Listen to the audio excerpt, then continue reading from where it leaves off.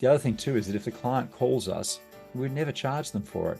And a lot of consultant companies do. And the reason here is that we want our customers talking to us. The more they talk to us, the more money we make. So don't put any barriers in the way that, oh, we have to make money. Think of how much time it's spending. How can I build my dream business with limited time and resources? How do I level up my marketing? How can I make my brand stand out even more? These were just some of the questions I asked myself when my business started to grow, and these are the ones that my clients consistently come to me with.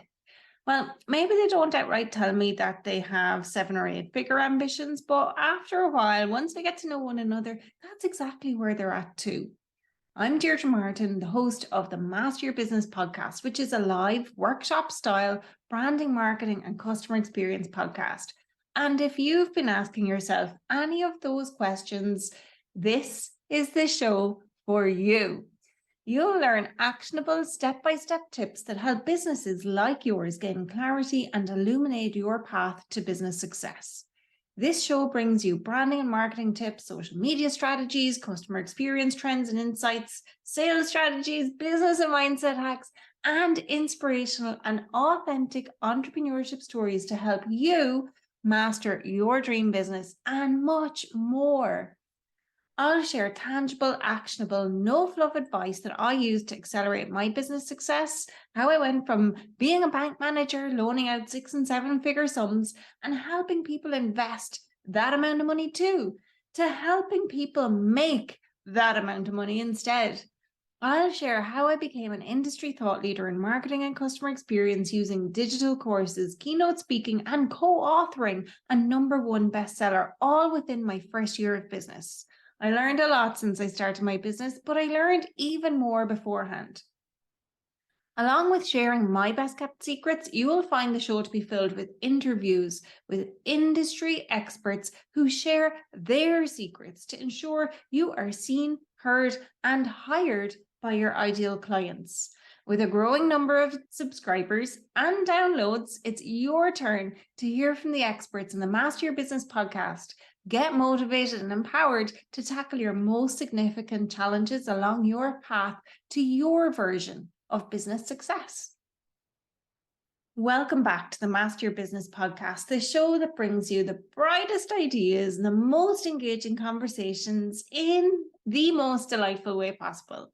I'm your host, Deirdre Martin, and I have a real treat for you today. In this special episode, we're diving into the captivating world of business purpose and growth strategies, but with a unique twist. If you've ever wondered how to propel your business from merely surviving to truly thriving, well then you're in the right place. Keep listening, my friend. I'm thrilled to have Skip Bowman, a renowned consultant and creator of the Safe to Great concept, as our guest speaker today. And let me tell you, he has got the insider scoop on transforming your business with a purpose-driven vision and innovative growth tactics. With a book coming out in September 2023, you will definitely want to pay attention to what Skip has to say. And if you're like me and you grew up watching Neighbours and Home and Away, you'll love listening to Skip all the more. So yeah, I'm singing those theme songs in my brain right now. Anyway, grab your favorite cup of motivation, find your comfy spot, and let's get inspired with Skip as we explore the secrets to unlocking your business's full potential. This is definitely one episode you won't want to miss. And after you've listened to it, make sure to please scroll on down to the end of the episode and rate or review the episode wherever you're listening in. Okay, let's get to it. Skip, I am so excited to have you on the Master Your Business podcast. You are very welcome. Yeah, great to be here. Thank you for inviting me. Oh, well, listen, please tell everybody who you are, where you're from, what you do. Tell them all of the things. Yeah, in like 10 words. Skip Bowman, Australian, which most of your guests will realize. I'm an organizational psychologist and work with small organizations and big organizations over the last 25 years, sort of helping them via leadership to create growth. I've been sort of researching and working on those ideas around growth mindset, which is a bit of a hot idea at the moment. I've actually been working on that for about 6 or 7 years to write a book and to research it and sort of find the secret ingredients that help organizations, big and small, sort of grow their people, grow their teams, and grow their business. That's more or less who I am. Amazing. I love that. And I love growth mindset. And what's the name of the book you've written, Skip? Oh gosh, I forgot. Safe Ah, to great, I should say. The safe part comes that the book sort of combines the thinking of Amy Edmondson, who wrote a great book around fearless organizations, which is about psychological safety. And the title is sort of takes inspiration from a very famous leadership book called Good to Great, written by Jim Collins quite a long time ago, which is a bit of a classic. So I kind of reinvented that name and called it Safe to Great, and hopefully sell lots and lots of books, because I'm an entrepreneur, so I need to sell, sell, sell. I love it. I love it. And I've read Jim's book, Good to Great, and I've read Carol Dweck's book about growth Yep. mindset. And what I'd love to delve into with you today, Skip, is I mean, you have an extensive background when it comes to business and organizational psychology and psychological safety and all of those things.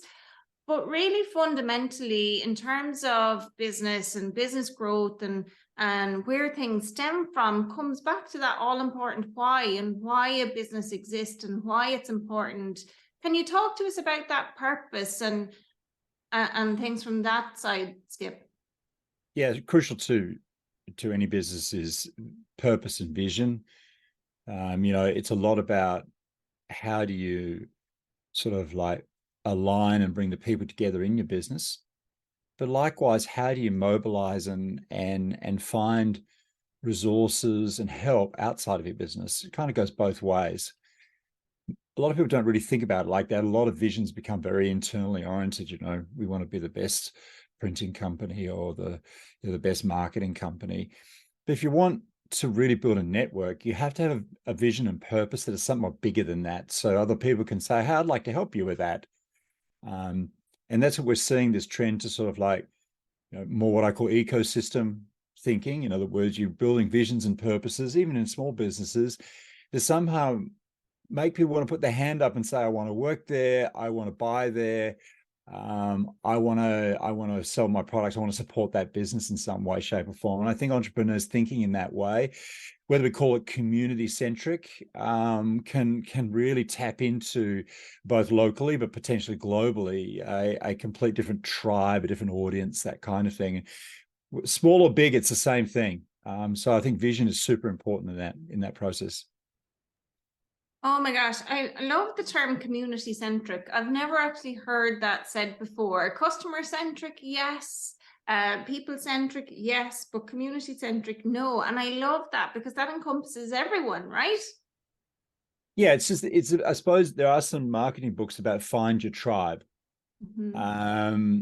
So whether we call it tribe or community, I think that if we look at what we're concerned about as businesses, is two things. One, we want to find like-minded people who like our products and services because they like us, but we also want to be giving back in some way. There's just ways of creating a more loyal kind of customer if they perceive you as adding value beyond making money for yourself, etc.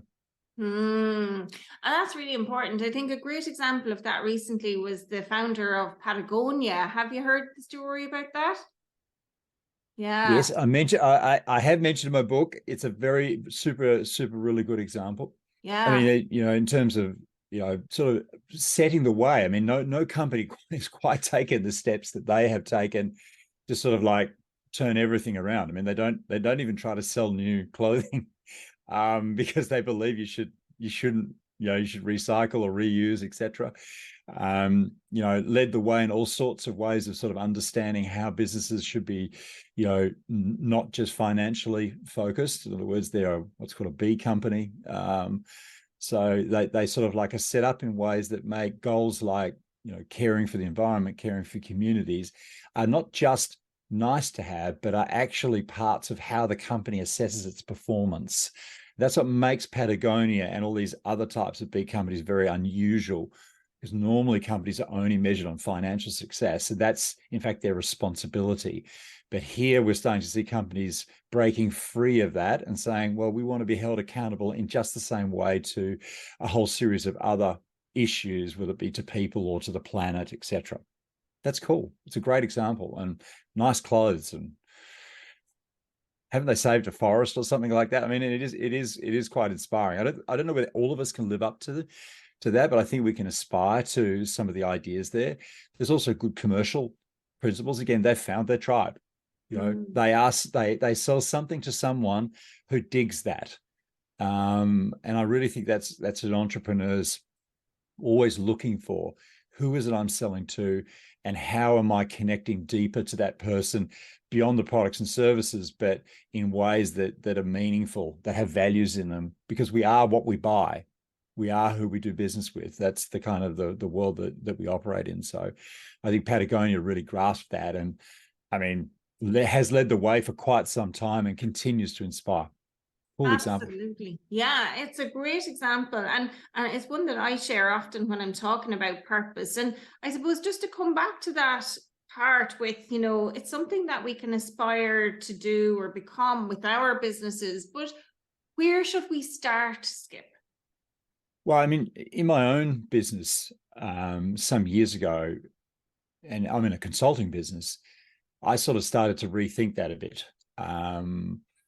And I think it was simply, again, asking that question, why would somebody want to help me, join me, invest in my business, buy from my products in a way that isn't just around price or product or service? What is it that I stand for, which isn't just the same? And that led me to, before I even wrote the book, coming up with the mission for the company, which is making organizations safe for great work. And I've had that purpose now for, I don't know, 7 years. And in the consulting world, that's still a differentiating factor, because most consultant companies don't talk about purpose particularly much, or it's somewhat hidden. They might compete on other things like how smart are we, or how fancy are we, or etc. But, I think as smaller businesses, we have to, you have to have a differentiation niche strategy. You can't be everything to everyone. Otherwise, it's not going to work. So that's, it's starting to think about, beyond price and quality. What is it we do, and what is unique about it, or how can we make it more connected to something where, our buyers, or even our employees would say, hey, I want to work there, I want to buy there, that kind of question. What would that be? And a lot of people, I think when they try to figure out what their purpose is, they think it's, well, we want to make millions. We want to become a 6, 7, 8-figure entrepreneur, but there's more to it than that, right? Yeah. I mean, not everyone has thought about what they're trying to do, but if you just say, I'm just trying to make money for myself, it's never, that's not you got to imagine sitting down at a dinner party and saying, what do you do? I have a business and it makes $1 million. Wow. You got to imagine that when you say it, people get curious and want to know more and get interested in it. And that's a little bit of a marker of whether you're on the right track. So when I say, make organizations safe for great work, people go, oh, that's, what is that? I think it should generate curiosity. And of course, you could then generate visuals that can help you. But I think it starts with that, and again, it's outside in. It's imagining that somebody outside your company, why would they be interested in you? If they read it, they'd say, I would like to buy there. I'd like to work there. I'd like to invest there because I like what I hear. Because somehow it represents who I want to be. And that's that sort of key, that I said before, we buy as a way of expressing who we are. So the brand that you create needs to be something other people want to be. I mean, that can be making zillions. I mean, there's the classic sort of like, I have a 6-digit consultant company kind of stuff. And then there's sort of like that self-achievement path. And, Tony Robbins and many others do very well in that path. I think there are other ways to differentiate, and it depends on what business you're in. I'm sort of moving into the green transformation world. So the Patagonia example you've given is a really cool one for that. But I think you have to look out there and sort of see there's a lot of really amazing companies coming out that have really thought about not trying to be things to everyone, but really thinking about who are we and how does this stand out because there is so much marketing out there. There's so much competition for attention. How will your story be unique? And you know, in social media, how can you imagine Facebook followers wanting to read about what you do rather than just, you know, a product update? Or I mean, that it's got to have that quality that it's interesting from a social media perspective. There's a story to tell of some sort. Otherwise, it won't really get any traction.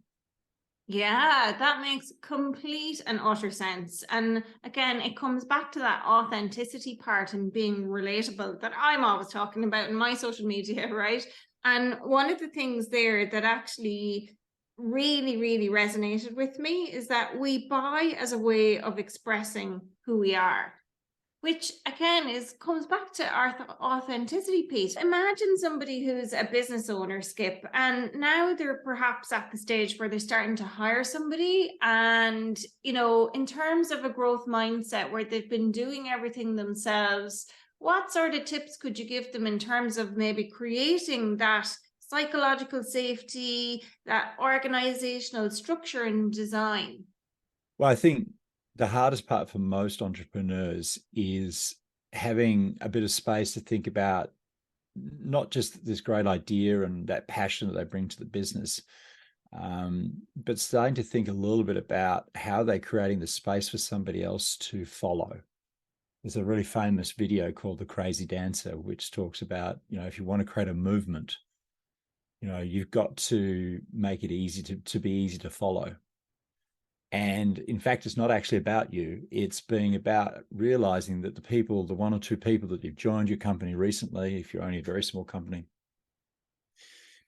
how do you make it easy for them to feel like they own the company too and are shaping it? Why do you want to do that? Because if you want to grow, you've got to have what I call first followers. Because most people don't follow the founder, they follow the followers, the first follower. This is the idea. I keep reminding myself of it because, you know, I can become a dreadfully narcissistic, obsessed, you know, business owner who think I know best in every manner of way.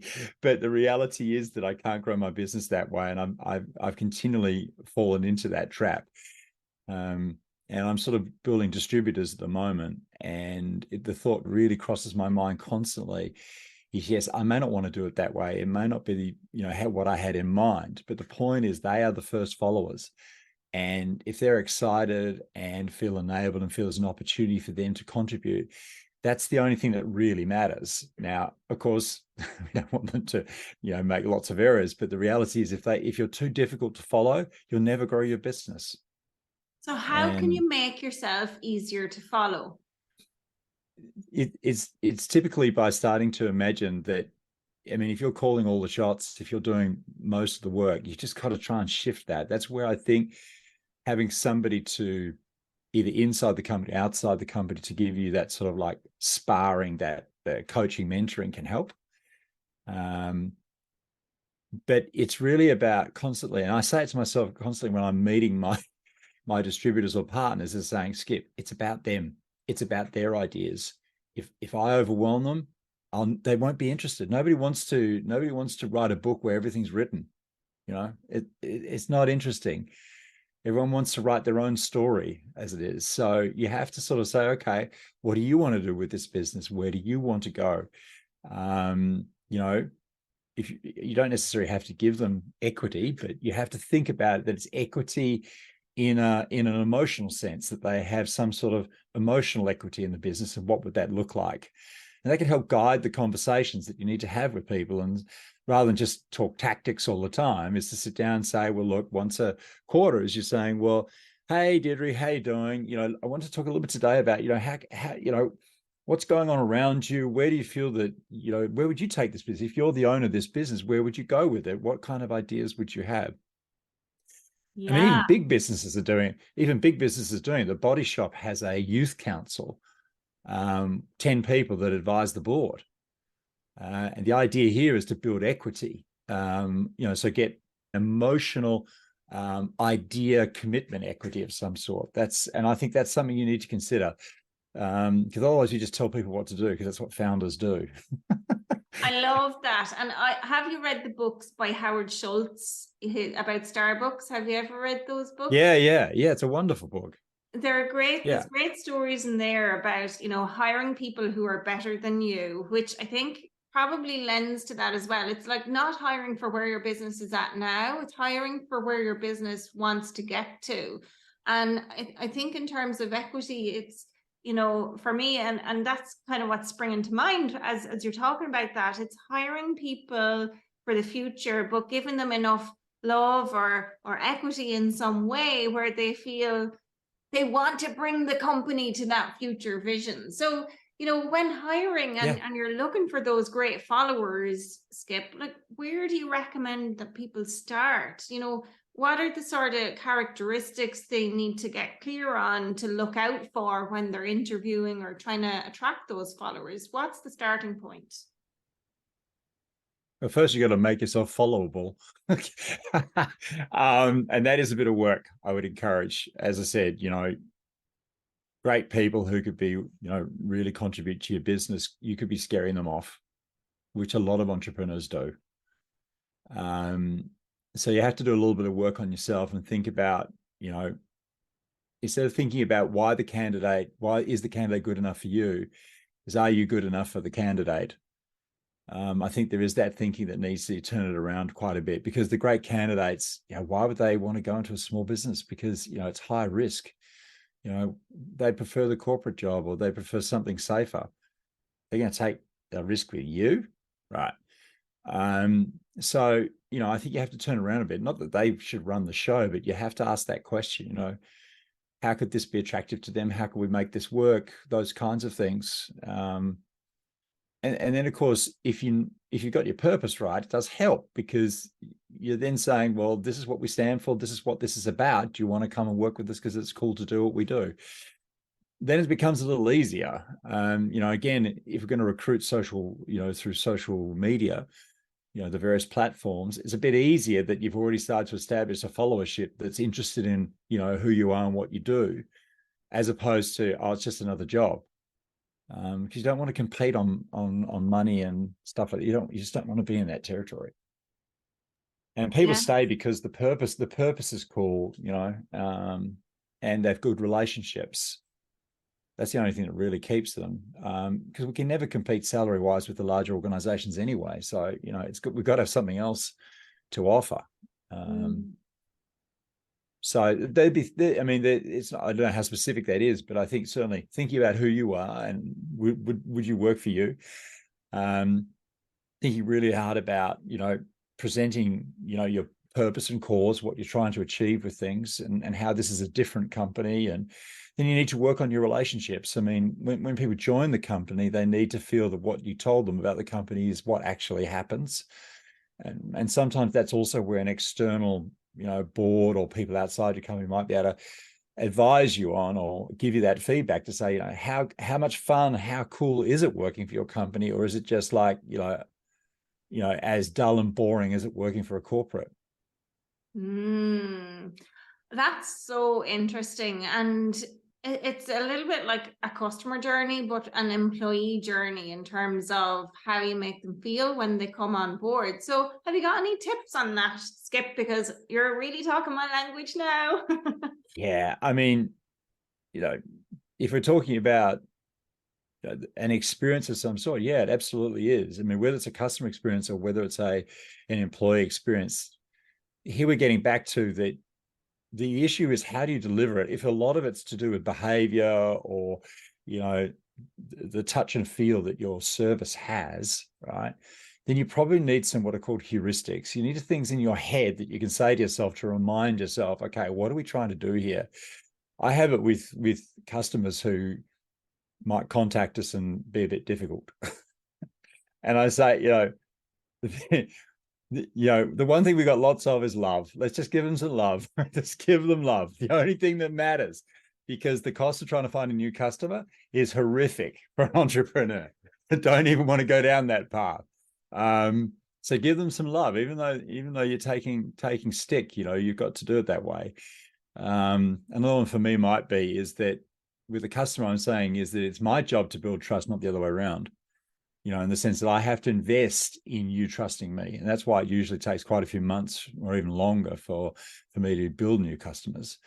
But I have to say to them, it's probably a bit of a strange thing, is that I'm the one who's going to work hard to build trust, because I know that, when you step into this and when you work with the kind of services that I provide, it's like hot air and clouds and stuff. What is it that you're actually offering, Skip? So, there has to be that sense that I'm willing to invest in building that trust and understanding of what I do. And that's not going to cost them anything other than time, working with us to get to know it. So I have these kind of heuristics that create experiences, so that when I'm in that meeting or in that call, or that I'm thinking in my head, okay, give them lots of love, I'm investing in building the trust, because that helps me stay sort of in the right sort of outwardly focused mode, that I'm there trying to sort of, in my language and my energy, that I'm trying to make sure the customer or the employee is feeling special. Yeah, I love that. And I'm actually I'm so glad to hear you actually circle back and bring that to the employee internally, because, I think without customers, we don't have a business, but we need the employees to be on the same page as us as entrepreneurs so that we can serve those people exceptionally. But that all comes back to culture and that feeling of safety in the business to be able to give feedback about things that aren't working well and whatnot. So let's say, your business is your baby, Skip. And as you start to grow and people do criticize you in relation to, maybe a journey or an experience that they had, and that can be an employee or a customer, but how can an entrepreneur, what tips do you have for them about adopting that growth mindset so they can take that criticism really constructively and turn it into an opportunity or a positive outcome? I think, because we always think we have the best idea, or it was our idea and we've been working so hard at it for 12 years, what the hell do you think? You can become pretty self-righteous. So, I think it's really difficult. I think always that is that feeling that I've got money on the table, which is part of the huge problem of being an entrepreneur, is that, yeah, it's your house or whatever. There's a lot at stake, right? And unfortunately, that even in my own head, that's always been sort of like, yeah, but it's my money. And that's not a growth mindset position, by the way. Any sort of self-talk that like, it's my money, therefore I decide, or it's my money, therefore I'm right, and they don't really appreciate my, the risks I'm taking and why I work so hard, then you're in trouble. At least from the employee perspective, you want to keep them. They're certainly not going to challenge you or, necessarily feel special or important if you've got that kind of self-talk going on in your head. But it's pretty common. I've done lots of coaching of small business owners too, and a lot of them sort of, my family built this company and I inherited from my mother, and away we go. I go like, if you feel entitled, that's never going to work. And I think those businesses that have been able to really scale, you'll typically find an incentive in there that means that following was easy. And yes, if we're talking franchises and things like that, the financials need to be there, but there's also a massive relationship part, even in addition to the mechanics of a franchise arrangement. They want to feel special. They want to feel they're part of something. That's what makes this thing work. So I think being willing to ask the questions, to really deep dive into how your team is, what they're thinking, how they're feeling currently, is a good humble sort of thing. We're going to have to eat humble pie here somewhere.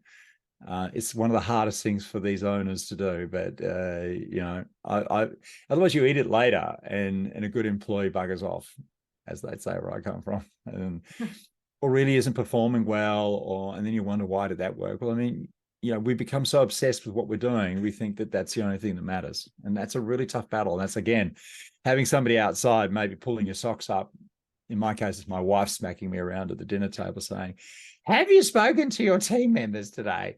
And that's really good advice. So you need an independent person who's going to, and even though you go, oh, you just have to suck it up and get into it.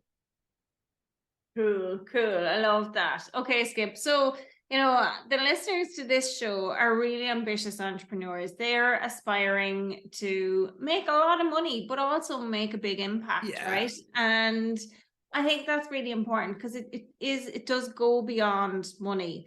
And in terms of your experience and successes you've achieved personally as an entrepreneur and successes you've helped clients achieve, what are your top 3 takeaways that you can share with my listeners here today?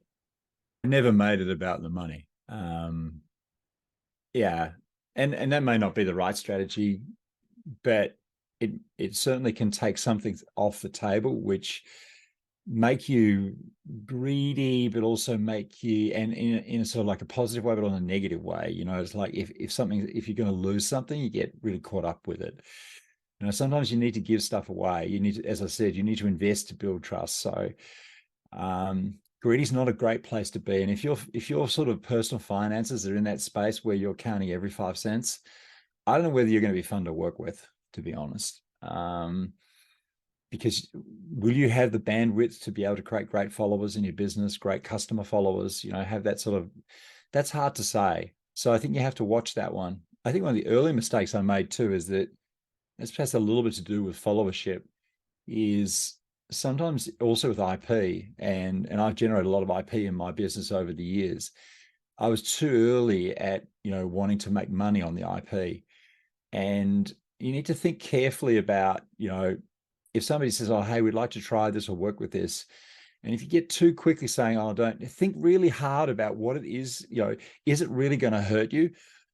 Because if somebody shows interest in your business, almost no matter what it is, don't make it hard that they can sort of like, and of course, there'll be people who will abuse that and take stuff from you and stuff like that. But the world is big. There's a lot of clients out there.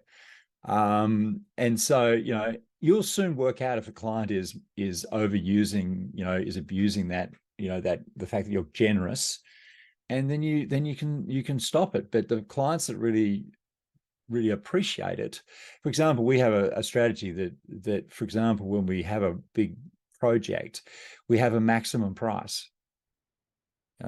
Why would you do that? Because we want to give our decision makers the ability to say, this is what it will cost and it won't cost any more. We will not just deliver to what you've paid for, we want to over deliver to it, is our commitment to that. So I tell my team, I don't care if you spend more time, it's my money. So invest in the client, over deliver, but we don't overcharge the client. We don't hide stuff from them. That's just an example in my service business. The other thing too is that if the client calls us, we'd never charge them for it. And a lot of consultant companies do. And the reason here is that we want our customers talking to us.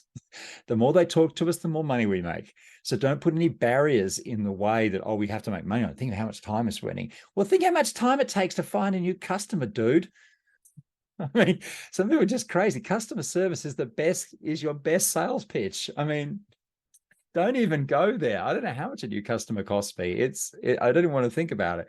But customer service, okay, a few extra hours here, pretty irrelevant. And it's the way to go. So there's just a couple of ideas about, some success principles. Don't charge too much for your IP. Don't get too caught up. Oh, I have to charge 1,000. The other thing too, I also too, price your business right, particularly if you're in services. Don't get caught up that you want to charge like McKinsey. You're never going to charge like McKinsey. It's never going to happen. So charge so it's easy to buy from you, particularly early in your development phase. Because if you don't have a reputation, you need to make it easy to buy. And easy to buy can be through the services you provide, but also your pricing strategy and things like that. Don't overdo it. Make sure you don't set yourself up too expensive. I don't have an office anymore. Back just prior to COVID, I'd taken my company fully virtually. I mean, that was a fluke of nature. But set your business up so you don't have unnecessary costs. And today, in reality, I don't know why you'd need an office anymore. For a lot of small businesses, I don't know why you'd bother. It's my, I have a shed. It's a lovely shed. I renovated a shed, but it's still a shed and it's a great office. I've turned it into a fish pond, as you can It see. looks amazing. Yeah. Well, this is it. We fake it. It's all good. Nobody, and I work with top executives. I mean, they don't care. There's fish behind me. It all looks good. Yeah. So, you know, think really carefully about setting yourself up so you can price yourself right, so you're not too panicky, that you can invest in the customers, make it easy for your customers to buy. Reconfirm their choice with you, provide services, add things on top so they want to stay, and that they constantly feel that, wow, I just like working with you. I feel I get a better value proposition. I don't get surprises on my bill. All those kinds of things really matter in terms of delivering on that promise of being, a great person to buy, great person to work with, that kind of thing. Yes, yes, yes. I agree with all Yay! of that. I Yeah. totally agree with all of that. And especially the part, I mean, in terms of giving away free value and IP, like I see so many entrepreneurs doing that, Skip. It's where they're afraid to give anything for free, because for a couple of reasons. Firstly, is they're afraid they're going to give away all of their ideas. And secondly, it's like, I invested time and money and effort and all of the things in creating it. So should I give it for free? And I kind of always respond to that with, well, do you want to be, is it a good reputation to have whereby you are known for giving away incredible value for free? Like, how bad is that? Number one. Second thing is, if you give away incredible value for free, people are going to be like, oh my gosh, if they gave that for free, what do you get when you work with them and pay them, right? And then Yeah. I suppose that the third view I have on that is, even when you give things for free, people still need somebody to help them master it. Because the reason they've availed of the free thing in the first place is because they need some help there, right? Yep. Make it easy to buy. Don't overcomplicate it. I think there's a certain school about that sort of exclusivity that, I don't want to look too hungry. I agree with that. There's a certain art to that the generosity looks like somebody who has a lot to give, rather than a generosity which, because I've got nothing left. There's a different position here, and I work quite hard. Even if it's a bit like, I read those very early entrepreneur books, which they always said, no matter how good or bad your turnover is, always look like a winner. And there is some, I think it was Zig Ziglar, who's one of my favorite. I love that name, Zig Ziglar. I mean, what a great name. But there is something about that. So I think you need to consider, that generosity, which I think is a good position, but to do it, always think that you're doing it from a position of strength, right? And project that in your emails and in your conversations with the client. Don't position it as, hey, look, I don't have many customers this week and I'm giving it away. That's a bad angle. It's better to say that, there's a lot of options out there, and there's a lot of risks about buying the right or the wrong product. I'd like to remove that risk, at least, so you have an opportunity to try it before you buy. There's so many internet services that have a free service for a week or two or even longer. I'm just trying some fantastic software at the moment for growing my business, and I tried it in the first week. It didn't cost me anything, and it was awesome. So of course I bloody bought it. Amazing. Skip, Yeah. it's been such a pleasure to have you on the show, and No worries. I want to tell everybody what's coming up for you. Firstly, they've got to go and buy your book, right? Safe to Great. Where can they get it? Amazon. No, you can pre-order it on Amazon. It's available electronically and hardback from September. Online, there's lots of opportunities, and you can just reach out to me if you're curious about it. We're starting some pilots with some customers, with some of the ideas. We're going to start a book club, the Safe to Great book club. So that's another way that we're going to be working on. We'll be announcing that in the next few weeks. But the book's coming out, worth reading it. I've started book number 2, which is Great to Green, which is about the green transformation. How do you start up in green, and how do you turn big corporates into green companies, when they're sort of transitioning from traditional manufacturing into sort of like green companies. So we started a huge research project to do that, which should be a lot of fun. And I've got 3 girls under the age of 3.5. So that the rest of the time I'm busy with them. Oh my gosh, aren't you busy? Oh my God. Oh, yeah. Running a business, writing a book, and 3 kids under 3. Oh, how are you doing it? What's your secret to time management, Skip? Kids are an immovable object. I mean, if you get that bit right, the rest of your day is going to be cool. If you don't get the kids right, the rest of your day is going to be shit. So that's the first point of departure. But I think you can set it up so that you can create those spaces during the day. Like my wife and I both work full time, so we've got a nice structure, which means that we do have those spaces enough, and we have to work at night, of course, if we have deadlines or stuff like that. But it's the only you got to be flexible around when you can work, etc. But there are certain times of the day where we are focused on them, and if we do that right, everything else goes right. So we can concentrate on our business when we do sit down at 8 o'clock at night, have a coffee, and fire up the internet, and away we go. Amazing. Skip, seriously, it's been such a pleasure to have you on the show. I'd listen Likewise. to you all day. Thank you so much. Yeah, it's a pleasure. Have a great one. There you have it, folks. Another insightful episode of the Master Your Business podcast, where we've explored the riveting world of business purpose and growth strategies with today's guest, Skip Bowman. It's been an incredible journey unlocking the secrets to transform your business and truly make it thrive. I'd have spoken to Skip all day long, and you can check out his contact information in the show notes and find the link to pre-order his book on Amazon. I'm Deirdre Martin, your host, and I want to thank you for tuning in and joining us on this enlightening adventure. Remember, the knowledge you've gained today can be the catalyst for your business success. So don't hesitate to implement those purpose-driven visions and innovative growth tactics.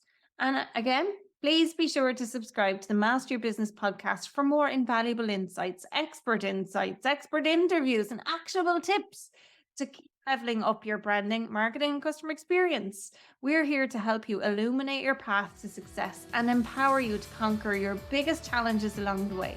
Until next time, stay motivated, stay inspired, and best of all, keep mastering your business.